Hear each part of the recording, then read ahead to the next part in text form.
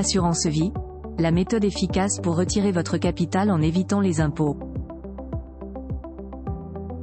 Le souscripteur est libre de retirer l'argent sur l'assurance dès qu'il le souhaite.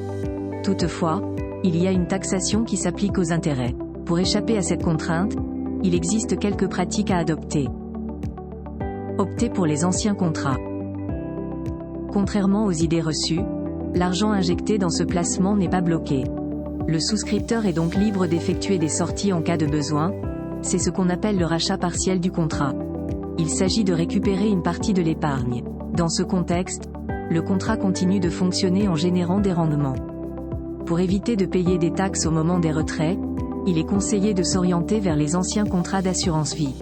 En effet, les intérêts obtenus sur le montant investi avant le 1er janvier 1998 bénéficient d'une exonération totale de l'impôt sur le revenu. Effectuer des retraits sur les contrats à faible performance. Cette autre astuce permet également d'échapper à l'imposition au moment d'effectuer des retraits. Pour ce faire, il est d'abord nécessaire de relire la documentation offerte par la compagnie. Il y a plusieurs informations essentielles qui y sont indiquées, notamment la valeur du contrat et la somme cumulée des produits, c'est-à-dire les profits. Afin de déterminer la part de capital et de gain, il suffit de diviser la somme des produits par le prix de l'assurance. Pour les souscripteurs qui possèdent 2 contrats, cette opération doit être effectuée sur les 2 supports. Lorsqu'il n'est pas possible de bénéficier des abattements, il faut se tourner vers le moins performant.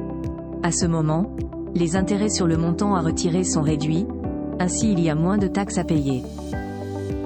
Choisir le plus faible entre le prélèvement forfaitaire ou impôt. Il est conseillé d'adopter cette solution lorsque le retrait sur l'assurance vie est soumis à la taxation.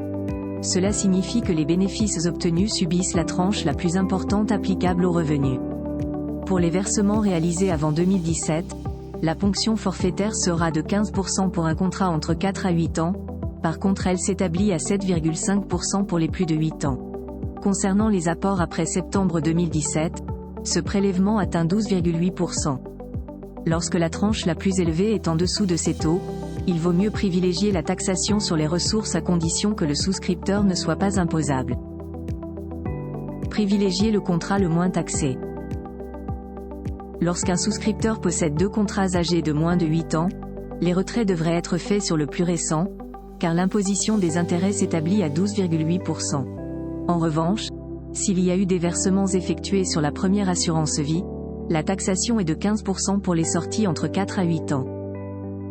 Optimiser l'abattement fiscal.